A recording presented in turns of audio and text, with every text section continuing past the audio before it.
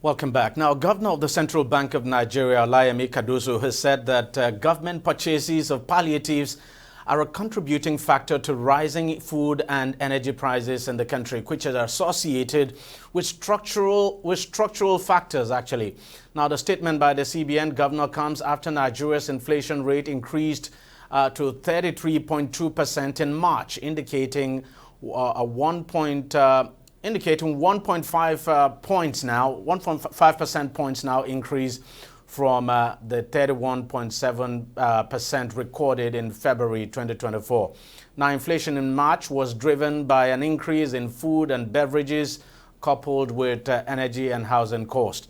According to a personal statement now in a document released by the CBN, which summarized the discussions of the latest Monetary Policy Committee meeting held between March 25th and 26th, 2024, Cardoso mentioned that huge purchases by the government for distribution as palliatives to vulnerable citizenry is adding another dimension to the food price inflation, with seasonal factors of food price increases during religious fasting and festive periods. Now, the Apex Bank chief said these new sources of inflation are beyond the usual monetary factors and are better addressed by the fiscal authorities to complement the efforts of monetary policy in achieving all-round price stability. Meanwhile, the Center for the Promotion of Private Enterprise says frequent changes in customs duty FX rate are detrimental to the economy.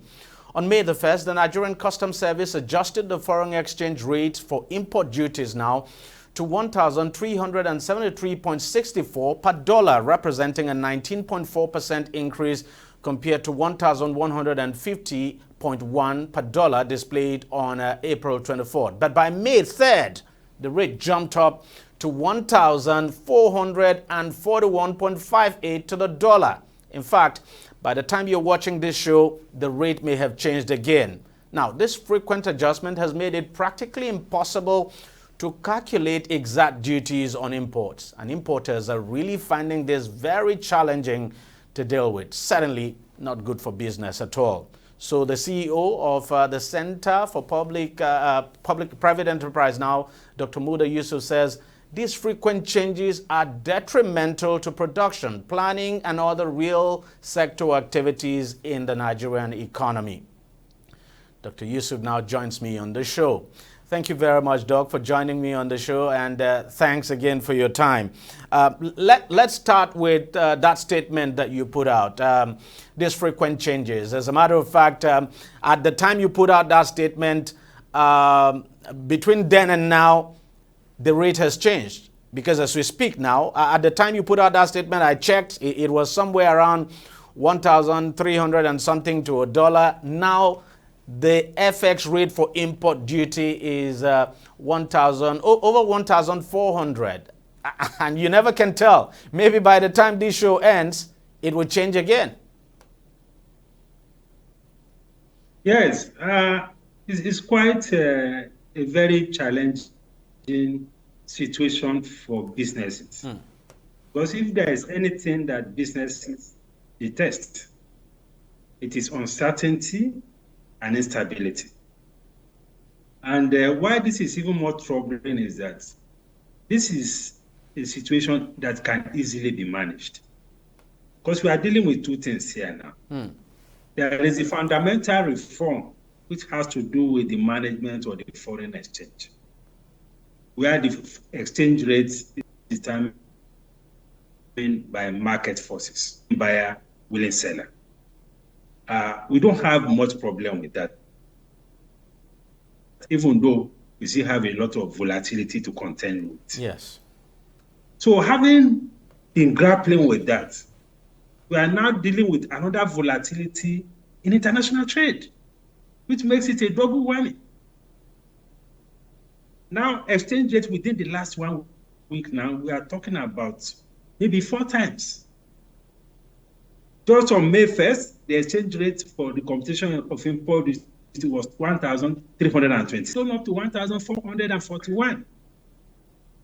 How can any investor plan with that? How can you price your product? How can you give quotations to your clients? How can you execute projects without going back to your clients several times over for variation? And how many clients can tolerate that? So it's a major issue that I think we need to address and address very quickly. The second factor is a factor of cost. Everybody is concerned about inflation. We just talked about inflation. Everybody is concerned about the cost of living, the cost of doing business. And I also believe that the Tinubu administration is also concerned about this cost.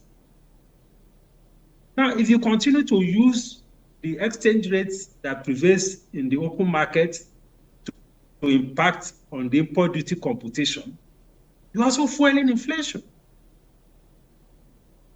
Whereas you cannot be pegging the rate in the foreign exchange market, but you can find a way to stabilize the import duty payment.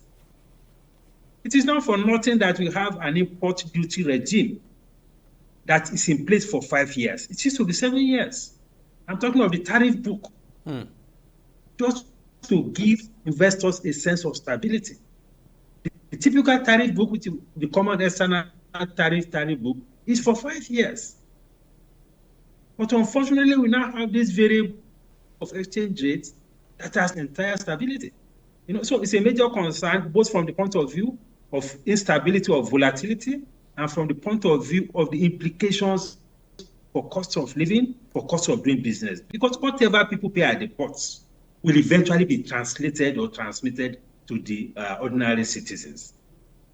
People say that, okay, exchange rate is appreciating. We have not seen the impact. This is part of the reason. We cannot be fueling cost and instability from two ends. Now let me ask you this. Could it also be, sorry to interject, but could it also be that the central bank is trying to avoid a situation where it now goes back to the former regime, where you have a different exchange rate for different sectors of the economy? Could that be one of the reasons why it is choosing to do this? Because obviously it is working with, whether we like, to some extent, with the parallel market rate, so to speak. In fact, the rate it has at the moment, to some extent, you could say, is even higher than what you have in the parallel market. No, DEJI, these are different things. We are not saying that in the selling of forex, we should have different rates. That is what was a problem under the previous administration. Where you sell forex to somebody at official rate of 450, some other people are getting it at 750. That is a completely different matter. That's the whole essence of unification of the exchange rate. So for us, that is okay. What we are talking about now is the exchange rate for import duty. And once you have an import duty regime, it is uniform for everybody. It's not discriminatory. There's no favoritism in it. And it doesn't pose any risk to the reform. Then we're talking about making it easy for people to import raw materials, to import equipment, to import pharmaceutical products, to import whatever you need for production. That is the essence. So they are completely different things. So can we say it's like the government is placing revenue drive now over and above everything else? Because obviously the government is making revenue from this. I mean, you continue to hear the Customs Service declare humongous figures every month. Could that be the basic reason behind this? No, I think it's a question of not adopting or localizing economic management templates. If you are pursuing a regime of a market economy, to continue to push it, you need to look at how far you can domesticate it. If it is working well, maybe in the foreign exchange market, and by the way, even in the foreign exchange market, we need a framework to ensure some stability within a sustainable band. That is also necessary. But for the customs duty, even if you are not careful, the revenue can even reduce because imports are dropping. People are no longer importing as much. Then there's this challenge of trade diversion. People are moving their cargo to other neighboring countries. There's also the challenge of smuggling. Because the moment it becomes very prohibitive to import through the normal channel, you create an incentive for smugglers. It's like creating a paradise for smugglers as we speak. So it is not even helping revenue as well. And in any case, promoting investments, creating jobs, and all of that are more important than this so-called revenue. What is the essence of revenue when investors are struggling to keep their factories running? How can you grow the economy? As I spoke to some maritime sector stakeholders, they said, well, many of them are now taking decisions to go and use their money to go and be buying federal government bonds and buying treasury bills. What will happen to their workers? What will happen to the real economy if everybody is now going to the financial market to go and be buying financial instruments? That is not the kind of economy we want. So I think we need to have a lot more consultation, a lot more coordination in terms of policies. I don't think it's so much about the revenue. I think it's more about saying we are running a market economy and we have to be rigid about it. Just before we move to some other topic, I know that you've put forward a suggestion of somewhere around 1,000 now to the dollar as you know, a benchmark now for these import duties. Could you expatiate on that? No, what we are suggesting is that in the interest of stability, let us have a rate that you can review quarterly. And that is the view of many of the stakeholders for purposes of planning. Because you don't want to turn the investment space to a space of gambling. Because when the risk becomes too much, it's like gambling. So if you have an exchange rate conversion for purposes of import duty, let's say at 1,000, it could be 900, it could be 800, depending on what both the fiscal and monetary policy feels that is appropriate for the economy. So you review that quarterly, just as we do with our MPR and CRR. I think that is done bi-monthly. Quarterly, we can review it depending on the prevailing circumstances. Because the authorities, particularly the CBN, needs to recognize the importance of stability in economic management for investment. Because all these policies are supposed to stimulate investment. And if something is not working well for investment, we have to review it. And this is not taking anything away from the current reforms at all. They are not saying that you go and be selling foreign exchange at 1,000 or 500. No. They are saying that for purposes of import duty, for purposes of bringing down the cost of doing business, for purposes of reducing the cost of living, or bringing down inflation, let's use a much lower rate so that the common objective that the government is seeking to achieve, to promote investment, to create jobs, to reduce inflation, can be achieved, at least from the fiscal policy side. So that is the essence of what that recommendation is all about. Okay, now I understand. Let's quickly talk about the national minimum wage. We don't have one yet, but we expect that there will be one before the end of the month, or probably by next month. But you've heard the demand made by labor. You heard the union leaders, of course, saying that anything short of 615,000 naira as the new national minimum wage would not be accepted. I want to get your take on that. Do you think that figure is sustainable? No, that figure is not realistic. Because when we are making a request, we also need to be very realistic. We need to also be able to be sure that it's something that is sustainable. We need to be sure that it's something that is affordable by whoever is going to pay. Of course, I don't see the government being able to pay that much. Although I've heard some of the labor leaders say, well, that this is just a bargaining strategy, and they have to set it high so that by the time the thing comes down, maybe it will come down to something much more, conducive or much more comfortable for them. So I don't think that is realistic. But again, We need to ensure that we pay a living wage. For goodness sake, even 50,000 naira, 100,000 naira, it's not up to $100 for a whole month, for a whole family. Given what the inflation situation is, yes, for a family of 4, what can 100,000 do these days? Particularly if you are residing in the cities. Say in Lagos or Abuja, Port Harcourt, some of these cities that are very expensive. Even transportation alone within a month, we have taken almost 30% of that amount. That's true. You have to pay school fees, you have to eat, you have to pay house rent. How are you going to cope? So we also need to give a human face to all of these issues. I've heard people talk about inflation and all of that, but all of us are in this together. Yes, I was also going to ask you how you think all of this discussion now could impact inflation, and how should the government balance, this fear for inflation, not causing inflation now to spike, and meeting, paying what would be considered a living wage. No, DEJI, we need to be fair to everybody.